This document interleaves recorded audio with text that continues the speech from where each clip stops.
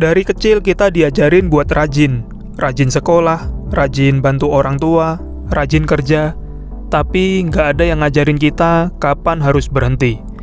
Lucunya, kadang orang yang kelihatan malas justru hidupnya lebih tenang, lebih santai, dan lebih bahagia. Bukan karena mereka malas beneran, tapi karena mereka tahu mana yang pantas dikasih energi dan mana yang enggak. Hari ini, gue mau bahas 5 hal yang harus lo malaskan, biar hidup lo semakin bahagia. Dan nggak cuma sibuk, tapi juga waras. Yang pertama, malas nyenengin semua orang. Lo sadar nggak, banyak orang tuh bukan hidup buat diri sendiri, tapi buat dapat validasi dari orang lain. Di kantor, lo rela lembur demi bantu orang lain, padahal kerjaan sendiri belum kelar. Di rumah, lo nggak enak nolak permintaan, karena takut dibilang sombong. Tapi gini rumusnya bro, makin banyak orang yang lo coba senengin, makin sedikit dirimu yang tersisa. Akhirnya apa? Lo capek sendiri. Dan anehnya, orang-orang yang lo bantu itu nggak selalu inget juga. Jadi mulai sekarang, malaslah buat nyenengin semua orang. Bantu kalau emang lo mau, bukan karena takut ditinggal. Kadang, lo harus berani dibilang jahat, demi jadi manusia yang sehat.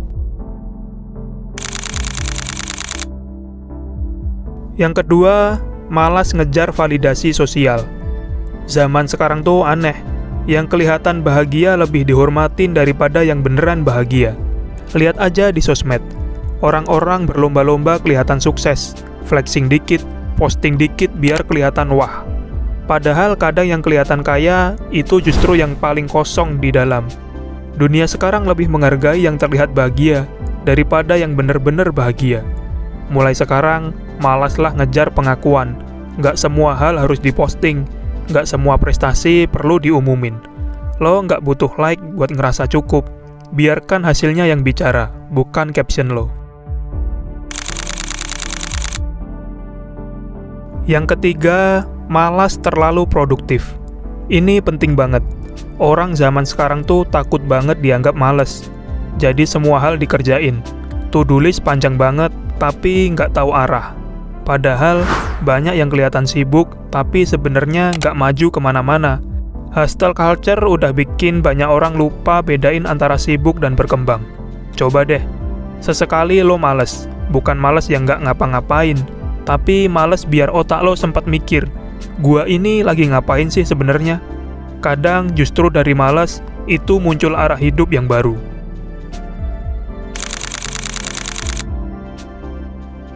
Yang keempat, malas ngebandingin diri. Gua tahu lo sering ngerasa gini. Lihat orang lain udah sukses di umur segini, punya rumah, punya bisnis, punya pasangan. Terus lo mikir, gua ngapain aja ya selama ini? Bro, itu jebakan sosial paling halus. Perbandingan adalah cara tercepat buat ngebenci diri sendiri. Lo nggak harus punya timeline yang sama kayak orang lain. Mungkin lo baru mulai. Mungkin juga lo sempat jatuh, tapi yang penting lo masih jalan.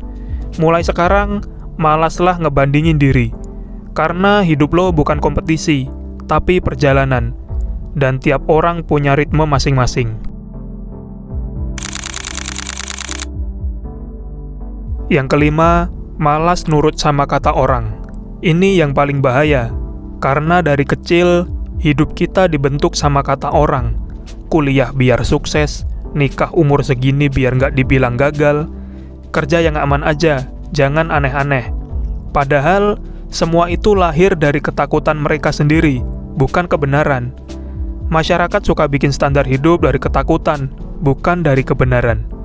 Jadi mulai sekarang, malaslah dengerin kata orang yang nggak jalanin hidup lo. Karena yang tanggung jawab sama hidup lo, ya cuma lo sendiri, bukan mereka. Jadi, jangan salah paham. Gua nggak ngajarin lo buat malas kerja, malas belajar, atau malas berjuang. Gua cuma ngajak lo buat lebih cerdas milih di mana lo harus malas.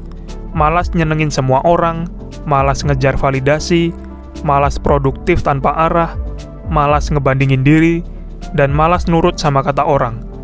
Karena kadang orang yang paling damai bukan yang paling sibuk, tapi yang paling sadar. Kalau lo setuju, tulis pendapat lo di komentar. Dan kalau lo butuh konten buat ngerem otak biar nggak kebablasan jadi budak kesibukan, klik subscribe bro. Karena di channel ini kita nggak cuma bahas cara sukses, tapi cara tetap waras di dunia yang makin gila. Sampai jumpa di pikiran selanjutnya.